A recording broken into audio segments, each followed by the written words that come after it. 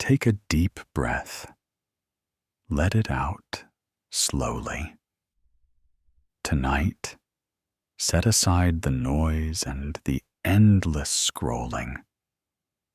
Tonight, we'll listen to stories of those who came before us, men who shaped a young nation with their choices, their struggles, and their dreams. Some were steady as oak trees. Others blazed like comets across the sky. Some stumbled under the weight of impossible decisions, while others found strength in the darkest hours. Each carried the hopes of a nation in his own way. Let's begin. George Washington. In the gentle rolling hills of Westmoreland County, Virginia, on a cold February morning in 1732, a child was born who would change the world.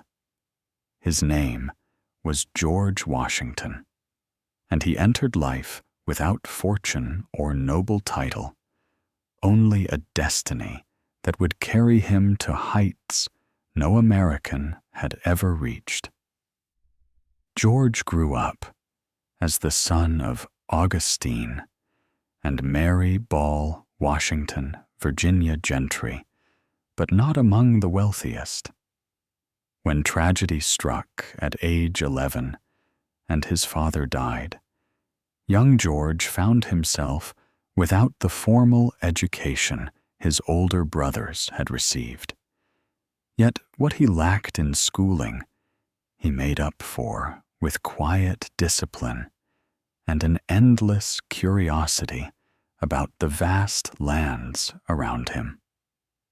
By candlelight in the evenings, after long days working the family farm, George studied surveying and geometry. The pages turned slowly, the numbers and angles becoming a language he could speak fluently.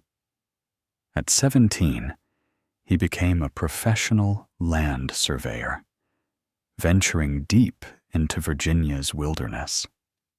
The untamed forests taught him patience and endurance, while the responsibility of leading survey crews through dangerous terrain showed him how to guide men through uncertainty. When he was 20, George joined the Virginia militia. 2 years later, the French and Indian War thrust him into the fire of real combat.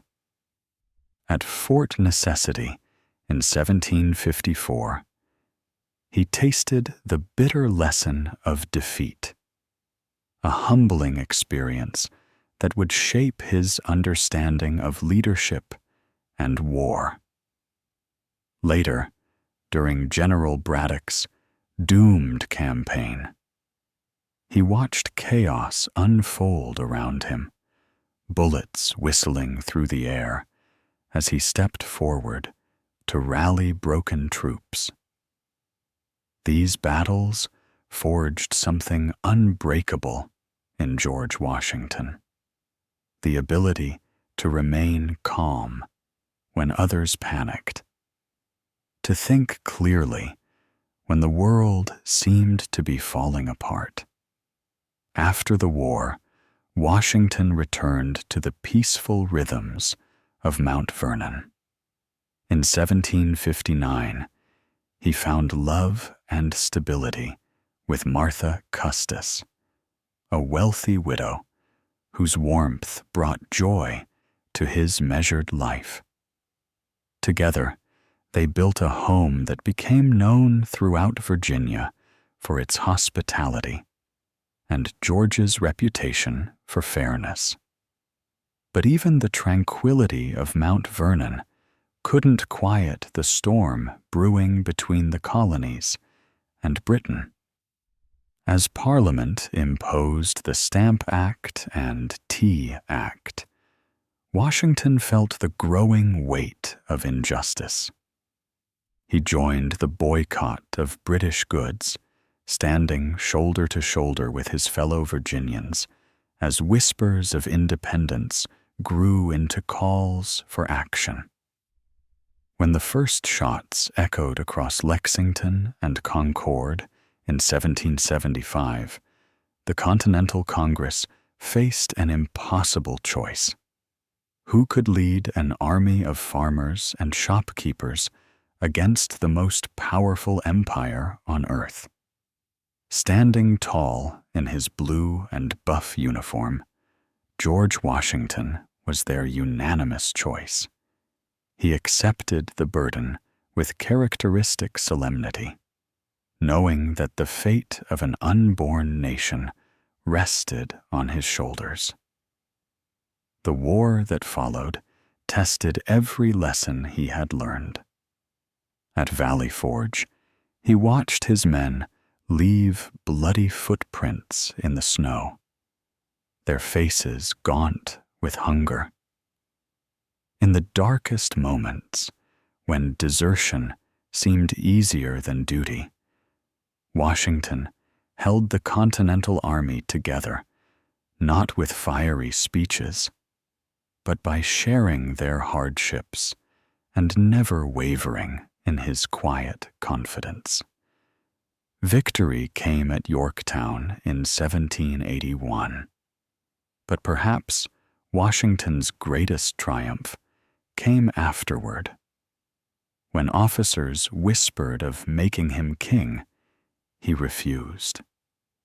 When the war ended, he did something that amazed the world.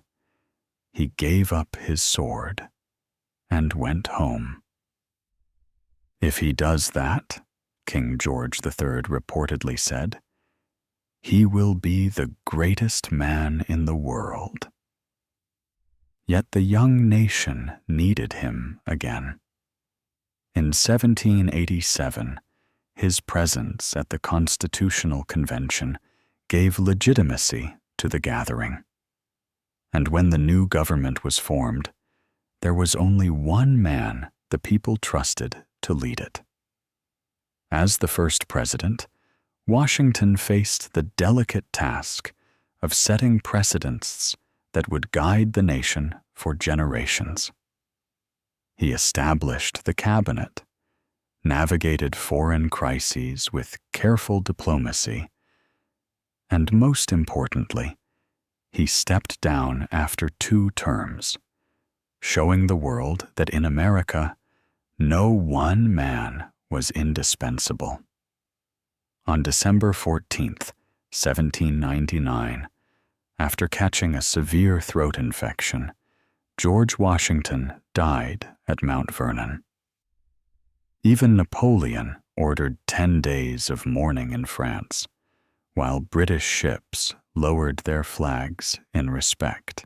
Tonight, imagine a man standing in the snow at Valley Forge, his breath visible in the cold air as he moves among his soldiers.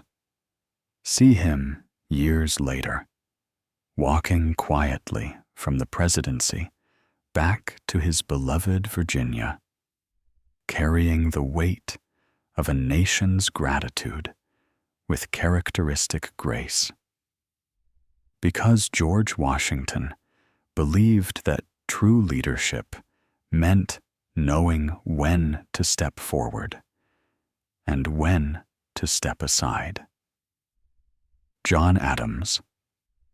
On October 30th, 1735, in the small farming town of Braintree, Massachusetts, a boy was born who would become the conscience of a revolution. John Adams entered the world in a family that valued education and hard work above wealth, where sharp minds were prized more than sharp swords.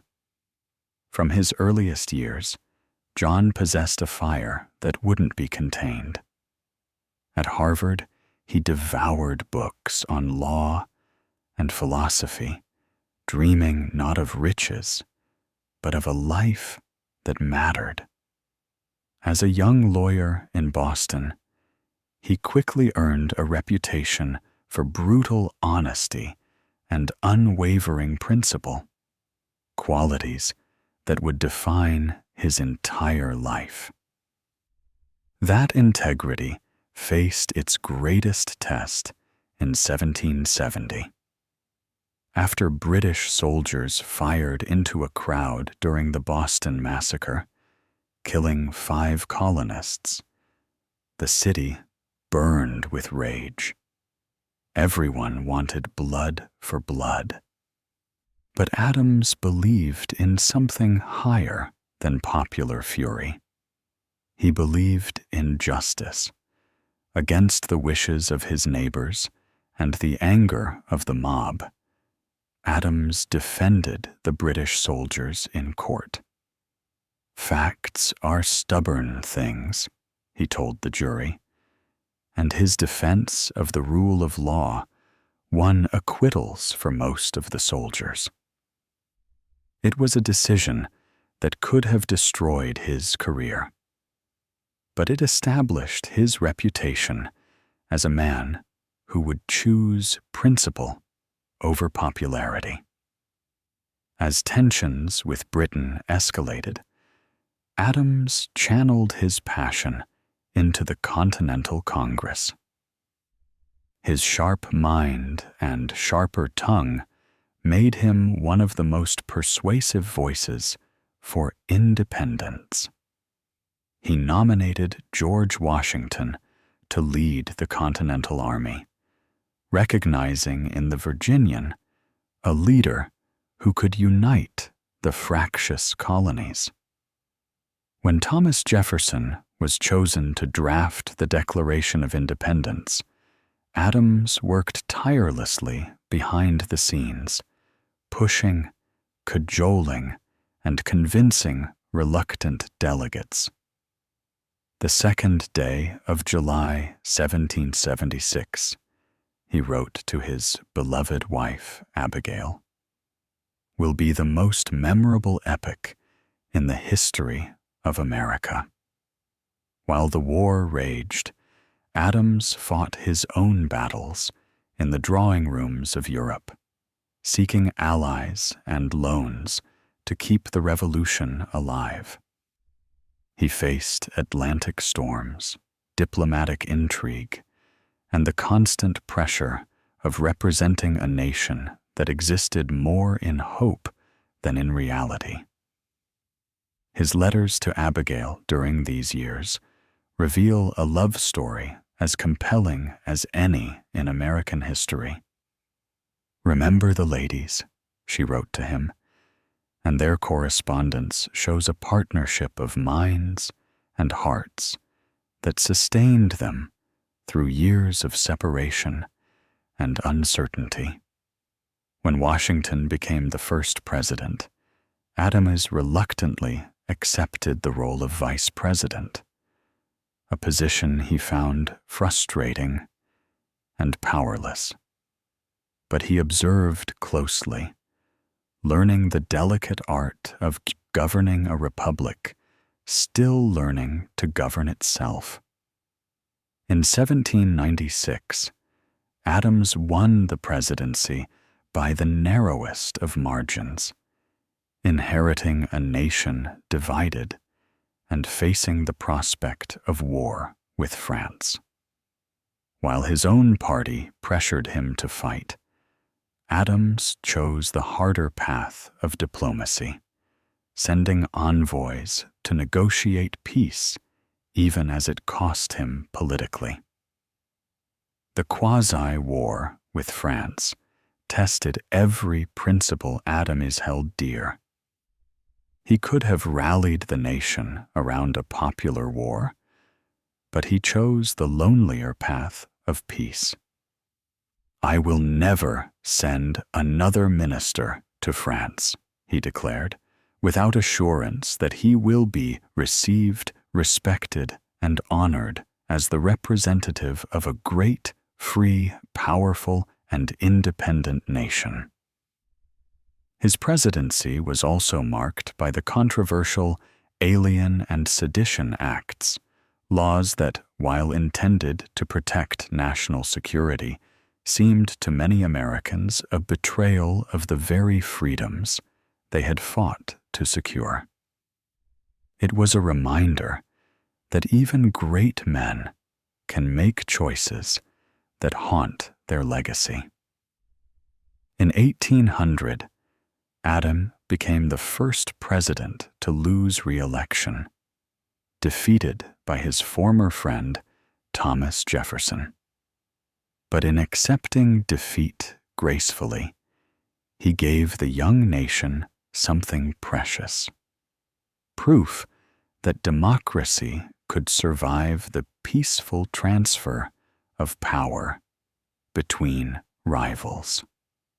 Retiring to his farm in Quincy, Massachusetts, Adams spent his final years in correspondence with Jefferson, their old friendship renewed through letters that explored the meaning of their shared struggle.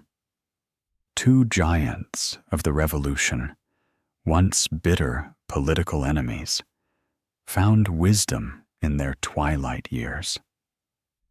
On July 4th, 1826, the 50th anniversary of the Declaration of Independence, John Adams drew his last breath.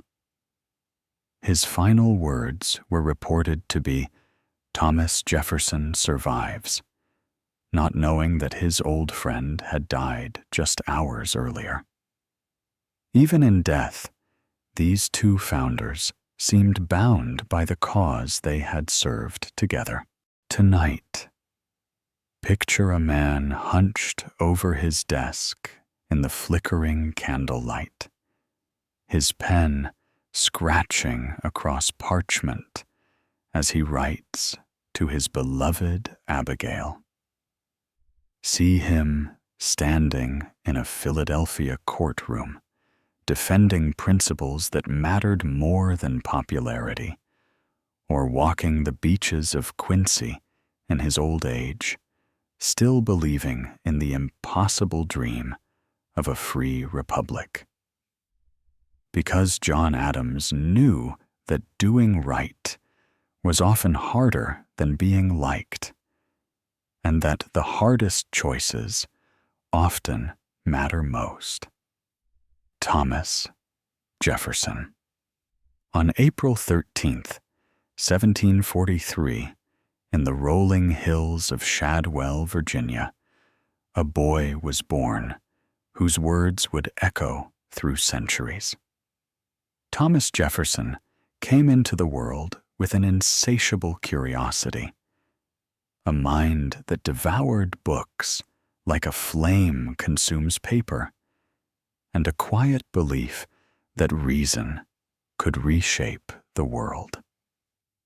His father, Peter Jefferson, was a surveyor and planter who died when Thomas was only 14, leaving behind vast lands and a profound respect for learning. His mother, Jane Randolph, came from one of Virginia's finest families, but it was his father's love of knowledge that shaped young Thomas most deeply.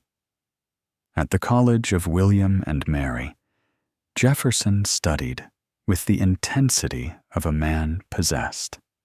Latin, Greek, philosophy, mathematics, and natural science.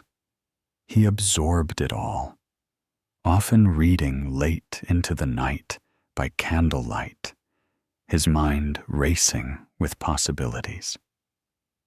He believed passionately in the Enlightenment's promise that human reason could unlock the secrets of nature and create a more perfect society.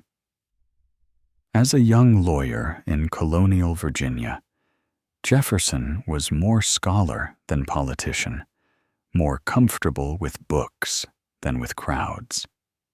But as tensions with Britain mounted, his brilliant mind turned to the question that would define his life. What did it mean to be free? In 1776, at just 33, Jefferson found himself in a sweltering Philadelphia boarding house, tasked with the most important writing assignment in history. The Continental Congress needed someone to put into words why 13 colonies were willing to defy the greatest empire on earth.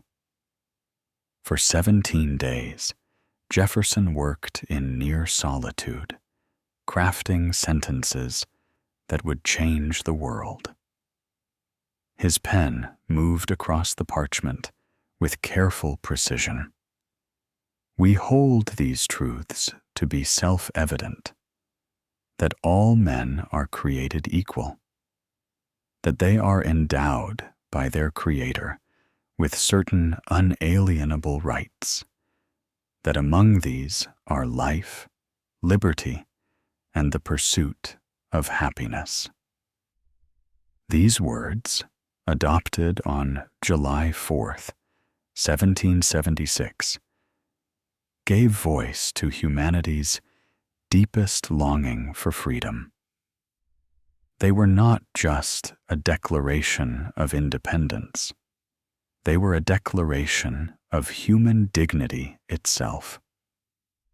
After the Revolution, Jefferson served as governor of Virginia during the chaotic war years, facing criticism for his handling of British invasions, but also pushing for religious freedom and public education. His Virginia Statute for Religious Freedom became a model for the separation of church and state, ensuring that no American would be forced to worship against their conscience. In 1785, Jefferson sailed to France as American minister, arriving in a nation on the verge of its own revolution. In the salons of Paris, he observed the struggles of the French people while wrestling with his own contradictions, a man who wrote of equality while owning enslaved people, who spoke of freedom while denying it to others. Returning to America, Jefferson became the first Secretary of State under President Washington, but clashed repeatedly with Alexander Hamilton over the nation's future. Hamilton envisioned a strong federal government and an industrial economy. Jefferson dreamed of a nation of independent farmers, where liberty would flourish in the soil of self-reliance. The election of 1800 was perhaps the most bitter in American history, ending in an electoral college tie that threw the decision to the House of Representatives. For days, the nation held its breath, wondering if the experiment in democracy would survive. When Jefferson finally emerged victorious, he sought to heal the wounds with words that still inspire. We are all Republicans. We are all Federalists. As the third president, Jefferson faced the challenge of governing according to his principles. He reduced the national debt, eliminated unnecessary taxes, and cut the size of the military. But his greatest achievement was the Louisiana Purchase in 1803, a bold decision that doubled the size of the United States and opened the western frontier to exploration and settlement. Jefferson dispatched Lewis and Clark to explore this vast new territory, driven by his lifelong curiosity about the natural world. The expedition brought back maps, specimens, and stories that fired the American imagination about the continent's limitless possibilities. Yet Jefferson's presidency was not without its struggles. The Embargo Act of 1807, designed to keep America out of European wars by stopping all trade, instead crippled the American economy and made him deeply unpopular. It was a reminder that even the most brilliant minds can miscalculate when theory meets reality. In 1809, Jefferson gladly retired to Monticello, his architectural masterpiece in the Virginia hills. There, surrounded by his books and gardens, he spent his final years writing letters, conducting scientific experiments, and founding the University of Virginia, his hobby of old age. The contradictions of Jefferson's life remained until the end. While he championed human equality, he never freed most of his enslaved people. While he spoke of liberty, he maintained a system of bondage. His relationship with Sally Hemings, an enslaved woman who bore him several children, embodied the tragic contradictions of his era. On July 4th, 1826, the 50th anniversary of the Declaration of Independence, Thomas Jefferson died at Monticello, just hours before John Adams passed away in Massachusetts. It was as if the two founders, once friends, then rivals, then friends again, had been called home together on the birthday of the nation they helped create. Tonight, imagine a young man bent over a desk in steamy Philadelphia, his quill moving carefully across parchment as he searches for the perfect words to capture humanity's highest aspirations.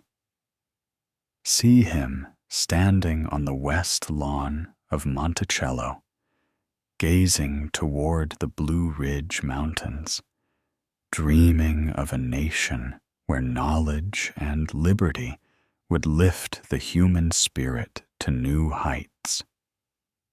Because Thomas Jefferson believed that words had the power to change the world, and through his words, he helped give birth to a nation founded on the radical idea that all people deserved to be free.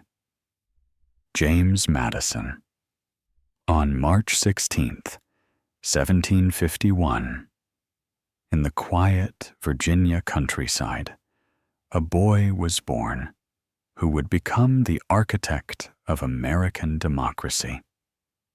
James Madison entered the world small in stature and frail in health, but possessed of a mind that would help design the framework of a nation. Growing up on his family's tobacco plantation, Madison was the eldest of 12 children in a household where learning was prized above all else.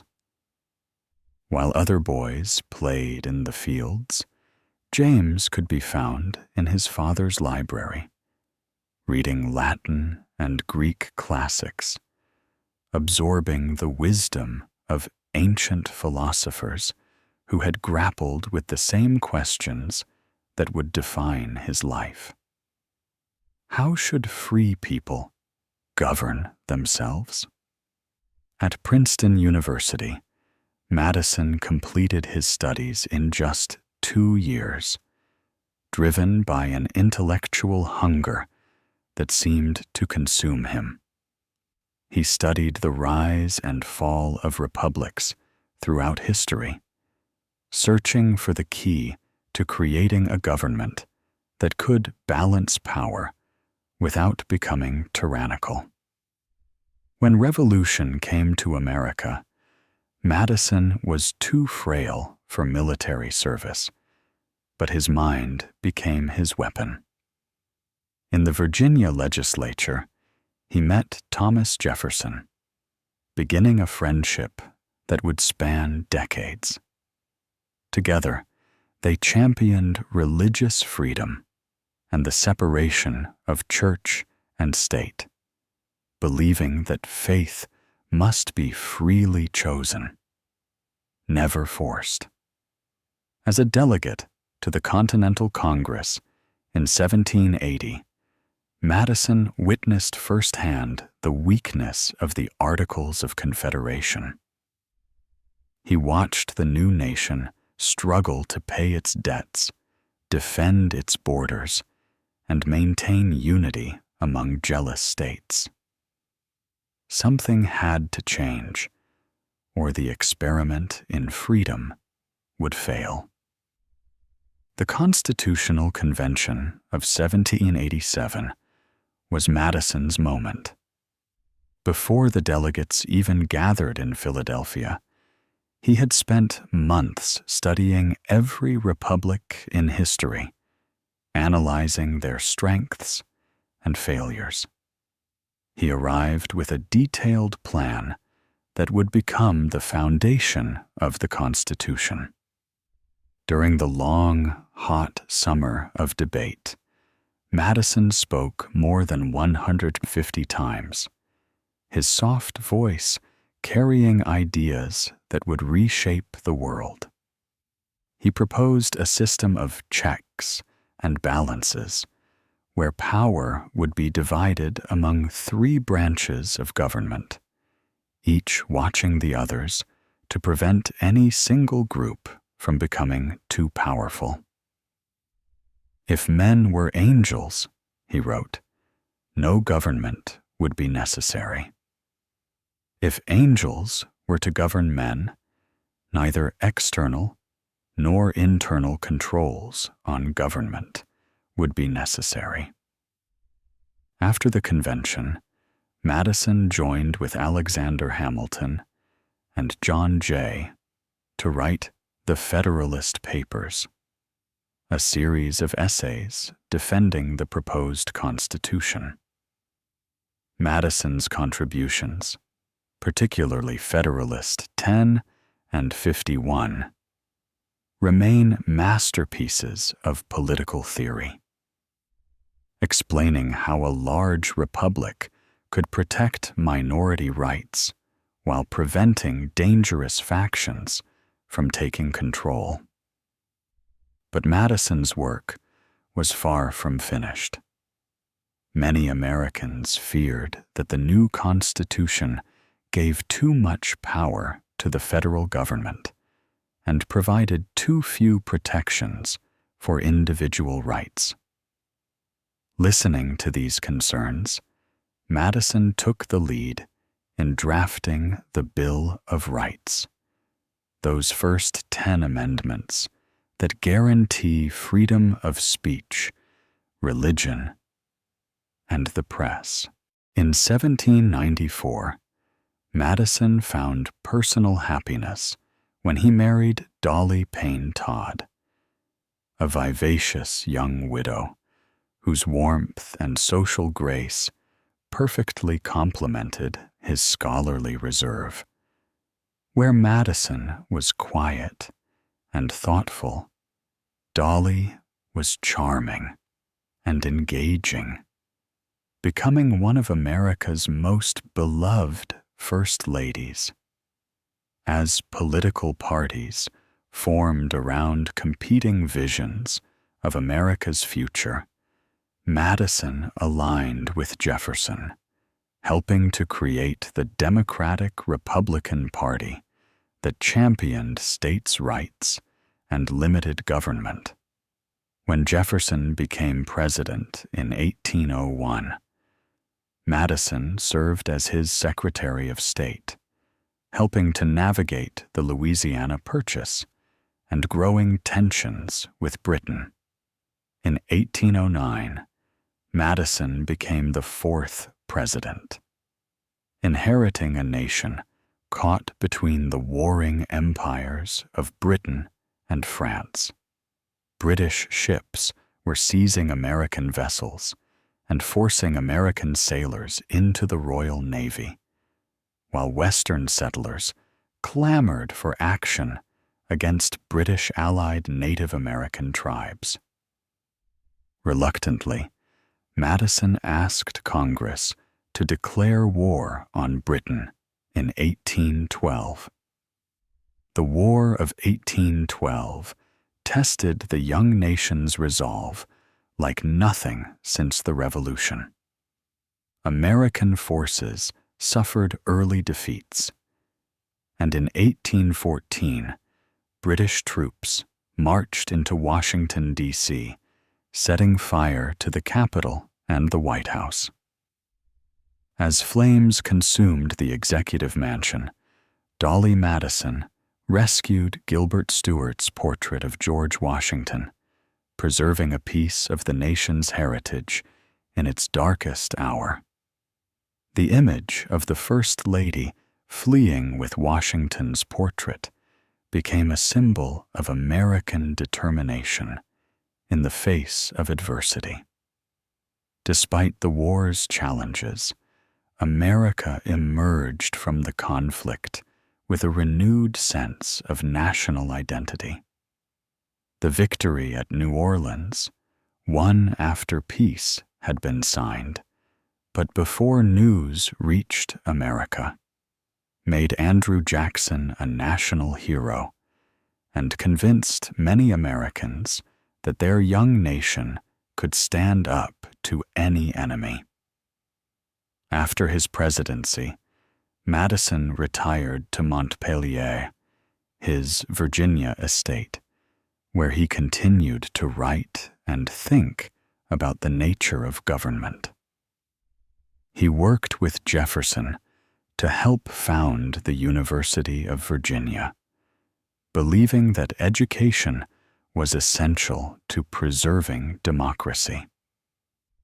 As the nation grew and changed, Madison watched with concern as sectional tensions over slavery intensified.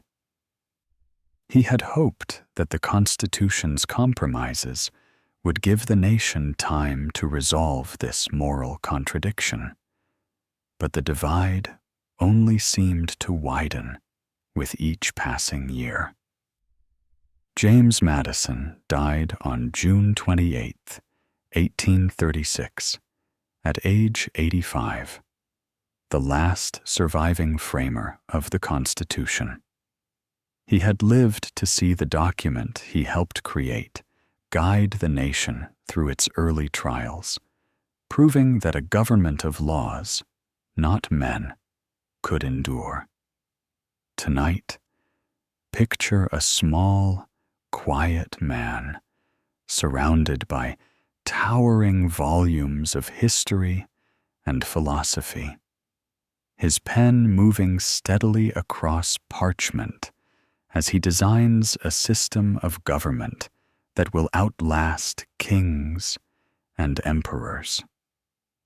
See him in the sweltering heat of Philadelphia, patiently explaining to his fellow delegates how power can be divided without being weakened, how liberty can be preserved without descending into chaos. Because James Madison believed that freedom required structure, that democracy needed safeguards, and that the greatest protection for liberty was a government that limited its own power. James Monroe. On April 28, 1758, in the quiet forests of Westmoreland County, Virginia, a boy was born who would help heal a nation's wounds and define its place in the world. James Monroe grew up learning the rhythms of plantation life, the value of hard work, and the meaning of service, lessons that would guide him through a lifetime of public duty. When the call for revolution echoed across Virginia, 18-year-old Monroe answered without hesitation. He left his studies at the College of William and Mary to join the Continental Army, carrying a musket in the cause of independence. At the Battle of Trenton, as Washington's forces crossed the icy Delaware, Monroe was shot in the shoulder, the bullet severing an artery and nearly costing him his life.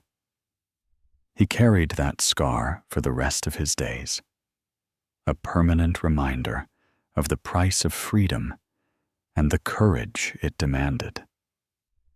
At Valley Forge, Monroe endured the brutal winter alongside his fellow soldiers, learning that liberty was not a gift, but a responsibility that each generation must earn anew. After the war, Monroe returned to Virginia to study law under Thomas Jefferson, beginning a mentorship that would shape his political philosophy. Jefferson saw in the young veteran a kindred spirit, someone who understood both the costs of freedom and the careful work required to preserve it. Monroe's rise in politics was steady and sure. He served in the Virginia legislature, the Continental Congress, and the U.S. Senate, always guided by his belief in limited government and states' rights. His diplomatic career began when President Washington appointed him minister to France in the 1790s, where he worked to strengthen ties with America's revolutionary ally during their own tumultuous period. As minister to Britain and Spain, Monroe defended American interests with quiet determination, navigating the complex web of European politics while protecting his young nation's rights.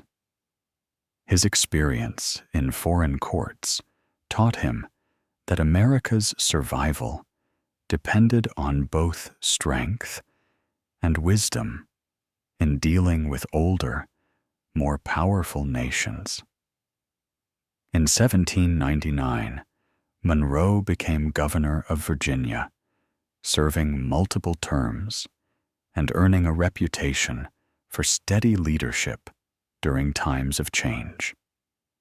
When the War of 1812 broke out, President Madison called on Monroe to serve as both Secretary of State and Secretary of War, the only person in American history to hold both positions simultaneously. The war tested Monroe's administrative skills and his faith in American resilience. When British forces burned Washington in 1814, Monroe helped organize the government's response and worked to rebuild the nation's confidence. His experience during those dark days convinced him that America needed to be stronger, more unified, and more respected on the world stage. In 1817, Monroe was elected the 5th president, bringing to the office a unique combination of military service, diplomatic experience, and administrative skill. His presidency coincided with what historians call the era of good feelings, a time when partisan divisions temporarily gave way to national unity and shared purpose. Monroe traveled extensively throughout the country, meeting with veterans, farmers, and frontier families. He listened to their hopes and concerns, working to heal the divisions that had threatened to tear the nation apart. His genuine warmth and accessibility made him one of the most beloved presidents in American history. Perhaps Monroe's greatest contribution to American history came in 1823, when he delivered a message to Congress that would define the nation's foreign policy for generations. In what became known as the Monroe Doctrine, he declared that the Western Hemisphere was closed to further European colonization, and that the United States would consider any European interference in the Americas as a threat to its own security. It was a bold statement for a relatively young nation, but Monroe understood that America's independence was meaningless if it could not protect its neighbors from the imperial ambitions of European powers. The doctrine established the United States as the guardian of freedom in the Western Hemisphere, a role it would maintain for centuries. During Monroe's presidency, the nation acquired Florida from Spain through skillful negotiation, securing the southern border and opening new lands for settlement. The country also grappled with the growing tension over slavery, reaching a temporary compromise with the Missouri Compromise of 1820, which admitted Missouri as a slave state and Maine as a free state while prohibiting slavery in most of the Louisiana Territory. Monroe himself was a slaveholder, embodying the tragic contradiction that marked many of the founders, men who proclaimed liberty while denying it to others. The Missouri crisis revealed the deep divisions that would eventually tear the nation apart, but Monroe's steady leadership helped postpone that reckoning for another generation. After serving 2 terms, Monroe retired to his Virginia plantation, hoping for a quiet life surrounded by family and friends. But financial difficulties and the death of his beloved wife, Elizabeth, weighed heavily on him. He was forced to sell his plantation and move to New York City to live with his daughter, spending his final years in modest circumstances despite his lifetime of public service. On July 4th, 1831, exactly 5 years after the deaths of Jefferson and Adams, James Monroe passed away at age 73. It was as if the calendar itself had chosen to honor another founding father on the nation's birthday, recognizing his contributions to the American story.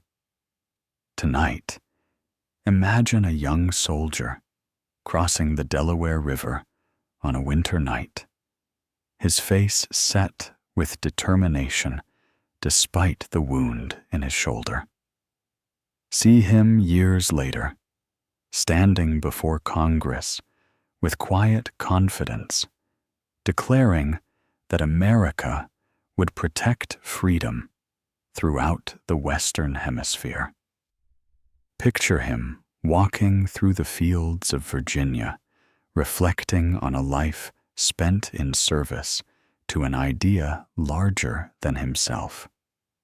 Because James Monroe believed that America's strength lay not in conquest, but in example, not in domination, but in the defense of liberty wherever it might be threatened.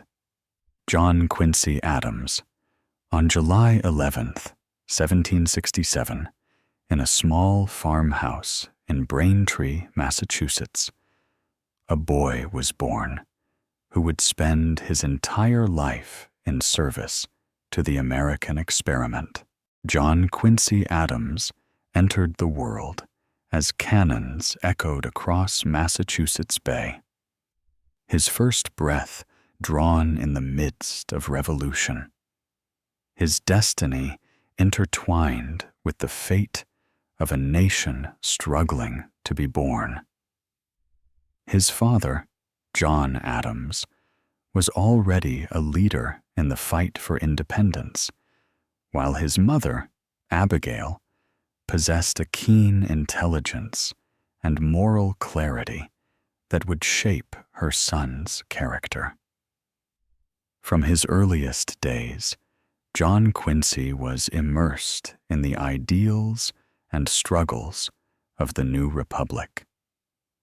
At age 10, he climbed Bunker Hill to watch the smoke of battle rise over Boston Harbor, witnessing firsthand the price of freedom.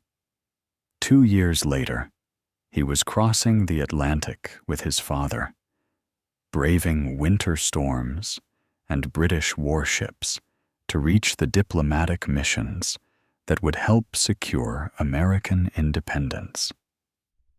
These early experiences transformed young John Quincy into a citizen of the world. He learned French and Dutch, studied in European schools, and observed the courts of kings and emperors. By the time he returned to Harvard, he possessed a sophistication and worldliness that set him apart from his peers. President Washington recognized his exceptional abilities, appointing him minister to the Netherlands at age 26. Later, as minister to Prussia, John Quincy navigated the complex politics of Napoleonic Europe, representing American interests with skill and determination. His diplomatic success earned him praise from both Washington and Jefferson, who called him the most valuable public character we have abroad. Returning to America, John Quincy entered the Senate, where he quickly gained a reputation for independence and integrity. He often voted with his conscience rather than his party, supporting the Louisiana Purchase, even when it angered his Federalist colleagues. His willingness to put principle above party loyalty made him enemies, but also earned him respect as a man of unwavering moral conviction. In 1809, President Madison appointed him minister to Russia, where he served during the tumultuous years of the Napoleonic Wars. His diplomatic skills helped maintain American neutrality while building relationships that would prove crucial in later negotiations. He was instrumental in the Treaty of Ghent, which ended the War of 1812 and secured American independence once and for all. As Secretary of State under President Monroe, John Quincy Adams reached the pinnacle of his diplomatic career. He negotiated the Adams-Onis Treaty with Spain, which acquired Florida for the United States and established clear boundaries between American and Spanish territories. More importantly, he was the primary architect of the Monroe Doctrine, crafting the policy that would define American foreign relations for generations. The presidential election of 1824 was one of the most contentious in American history. John Quincy Adams faced Andrew Jackson, Henry Clay, and William Crawford in a race that revealed deep divisions within the nation. Though Jackson won the popular vote, no candidate received a majority in the Electoral College, throwing the decision to the House of Representatives. With Henry Clay's support, Adams was chosen as the 6th president, but Jackson's supporters immediately cried foul, claiming a corrupt bargain had stolen the election. This cloud of suspicion hung over Adams's presidency from its very beginning, making it difficult for him to build the coalitions necessary to govern effectively. As president, Adams proposed an ambitious vision for the nation's future. He wanted to build roads and canals to connect the growing country, establish a national university, and create an astronomical observatory to advance scientific knowledge. He believed in using federal power to promote education, science, and economic development, a vision that was decades ahead of its time. But Congress, dominated by Jackson's supporters and suspicious of federal power, blocked most of his initiatives. The country was moving toward a more populist and democratic era, and Adams's intellectual approach to government seemed out of step with the times. After losing the 1828 election to Jackson, most former presidents would have retired to private life. But John Quincy Adams was not most men. In 1830, he was elected to the House of Representatives, becoming the only ex-president to serve in Congress. For the next 17 years, Adam found his true calling as a member of the House. There, he became known as Old Man Eloquent, using his sharp intellect and moral authority to champion causes he believed in. He fought tirelessly against the gag rule that prevented anti-slavery petitions from being heard in Congress, arguing that it violated the First Amendment rights of American citizens. Adams's opposition to slavery grew stronger with each passing year. He saw the expansion of slavery into new territories as a betrayal of the principles upon which the nation was founded. His speeches on the House floor were powerful and passionate, inspiring a new generation of anti-slavery activists. In 1841, Adams argued before the Supreme Court on behalf of the enslaved Africans who had taken control of the slave ship Amistad. At age 73, he delivered a masterful defense of human freedom, arguing for 4.5 hours that these men had the right to fight for their liberty. The court ruled in favor of the Africans, giving them their freedom and establishing an important precedent in the fight against slavery. On February 21, 1848, while speaking on the House floor, Adams collapsed at his desk. He was carried to the Speaker's room, where he died 2 days later. His final words were simple but profound. "This is the last of earth. I am content." John Quincy Adams was not an easy man to like. He was often described as cold, stubborn, and uncompromising. But beneath that stern exterior was a heart devoted to justice and a mind committed to the highest ideals of the American experiment. Tonight, picture a young boy standing on a Massachusetts hilltop, watching the smoke of revolution rise over Boston Harbor. See him crossing stormy seas to serve his country in foreign courts, or standing in the Supreme Court as an old man, his voice strong and clear as he argues for human freedom.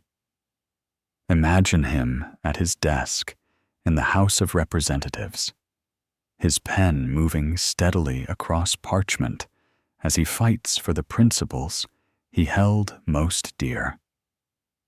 Because John Quincy Adams believed that service to others was the highest calling, that moral courage was more important than political popularity, and that the promise of America was worth defending with every breath in his body.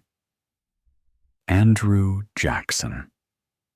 On March 15th, 1767, in a small log cabin somewhere along the border between North and South Carolina, a boy was born who would embody the fierce, untamed spirit of the American frontier. Andrew Jackson entered the world as his father lay dying, leaving his mother Elizabeth to raise him and his brothers alone in the harsh wilderness of the Carolina backcountry. From his earliest days, Andrew was shaped by hardship and loss. The American Revolution came to the Carolina frontier with a particular brutality. Neighbor turning against neighbor, families torn apart by competing loyalties. At 13, young Andrew joined the local militia. More boy than soldier, but already burning with the fierce independence that would define his life. British soldiers captured him and his brother Robert. And when Andrew refused to clean an officer's boots, the man struck him with a saber, leaving scars on his head and hand that he would carry to his grave. It was a moment that crystallized his hatred of tyranny and his belief that no man should bow to another. Worse was yet to come. Both his brothers died in the war, and his mother Elizabeth perished while nursing prisoners of war, leaving Andrew an orphan at 14. He was alone in the world, but he was not broken. The frontier had taught him that survival required not just strength, but an unbreakable will. Jackson taught himself law, became a successful attorney, and moved to Tennessee, where he built a life from nothing. He was quick-tempered and passionate, ready to defend his honor or that of those he loved with pistol or sword. When he met Rachel Donaldson, a woman caught in a complicated divorce, he fell deeply in love. And when they married, he spent the rest of his life defending her reputation against the whispers and scandals that followed them. But it was war that made Andrew Jackson a legend. During the War of 1812, he led Tennessee volunteers against the British and their Native American allies, earning the nickname Old Hickory for his toughness and his ability to endure any hardship alongside his men.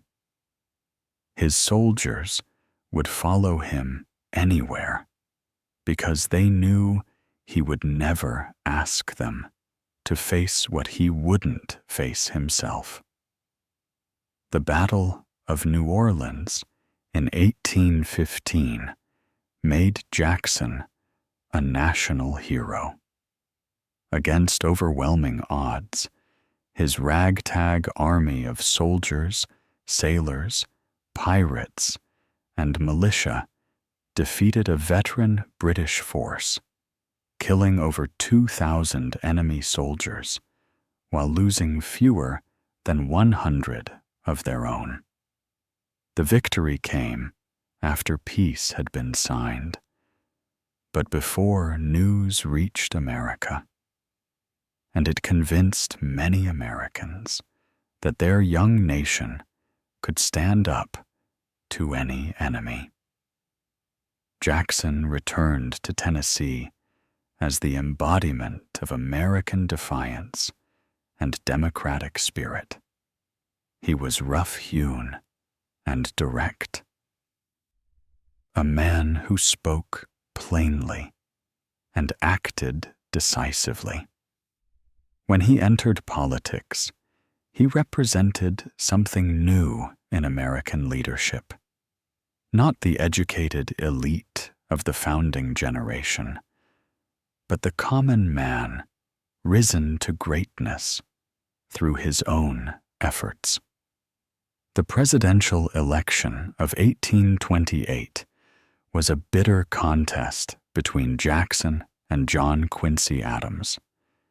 Jackson's supporters portrayed him as a man of the people, while Adams's backers questioned his fitness for high office. The campaign was marked by personal attacks and mudslinging, with Jackson's enemies bringing up old scandals about his marriage and his reputation for dueling. Jackson won decisively, but the victory was bittersweet. Rachel, his beloved wife, died shortly after the election, before he could take office. Jackson was convinced that the stress of the campaign's personal attacks had killed her. He entered the presidency a broken man, carrying his grief like a stone in his chest. As president, Jackson transformed the office itself. He saw himself as the direct representative of the American people, wielding executive power with a force that alarmed his opponents. He used the presidential veto more than all his predecessors combined, most famously to destroy the second bank of the United States, which he viewed as a corrupt institution that served wealthy interests at the expense of common Americans. His battle with the bank was personal and fierce. When Congress passed a bill to recharter the bank, Jackson vetoed it with a message that declared war on privilege and monopoly. It is to be regretted that the rich and powerful too often bend the acts of government to their selfish purposes, he wrote. When he won re-election in 1832, he saw it as a mandate to finish the bank once and for all. But Jackson's presidency was also marked by actions that would forever complicate his legacy.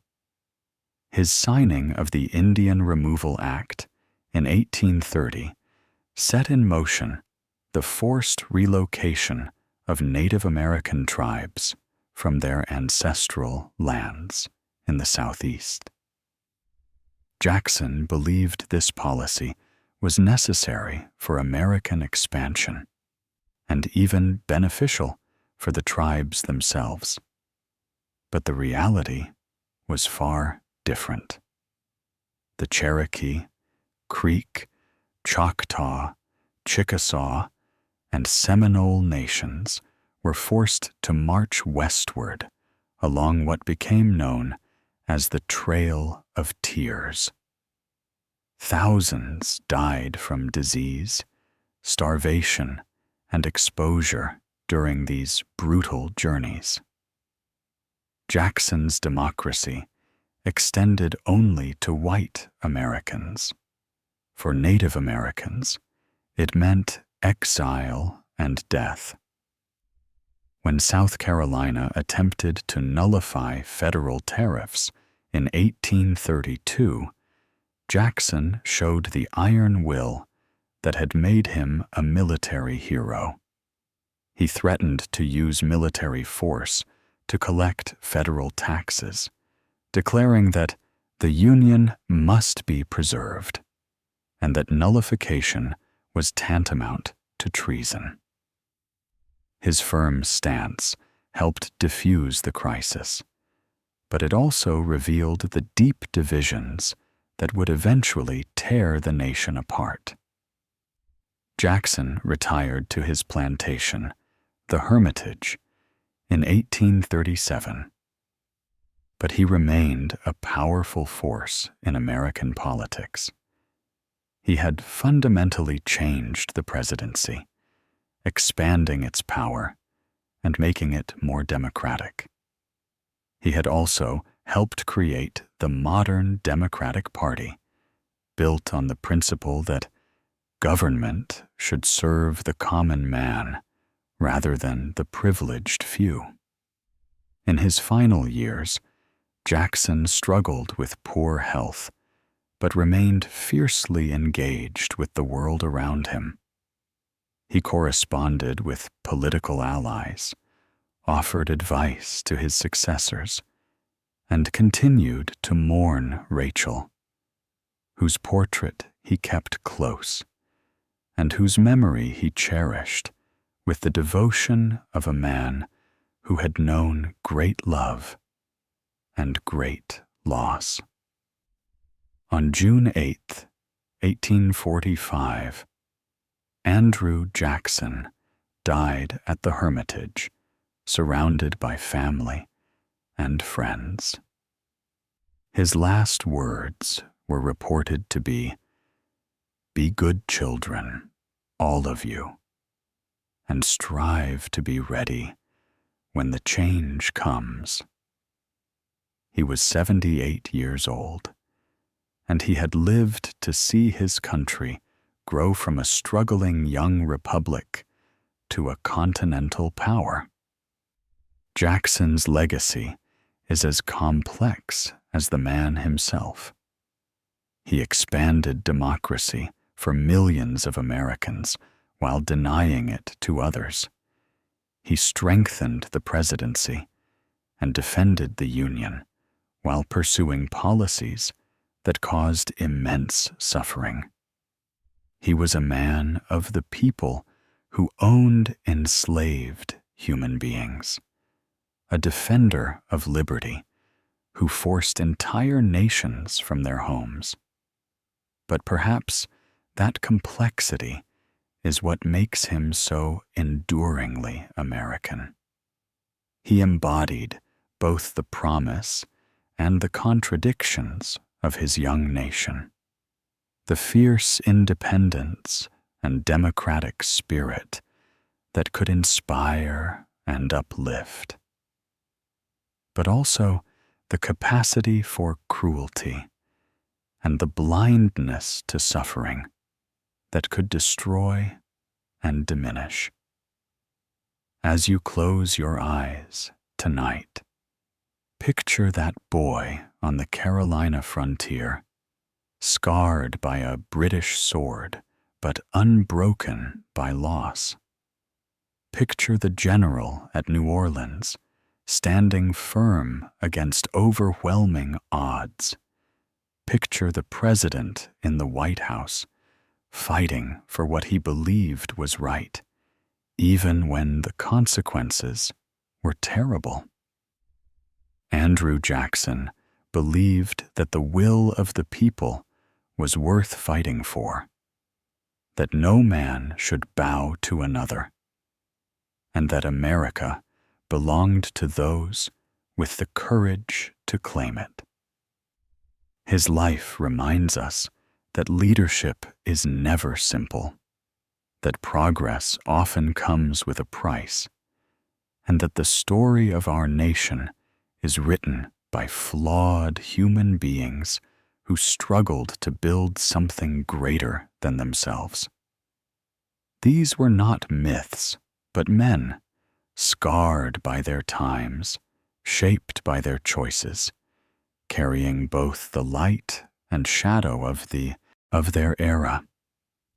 Their stories remind us that the path to justice is never straight, that democracy is never perfect, and that each generation must choose anew what kind of nation they will build. Sleep well, and let tomorrow find you ready to write your own chapter in the story they began.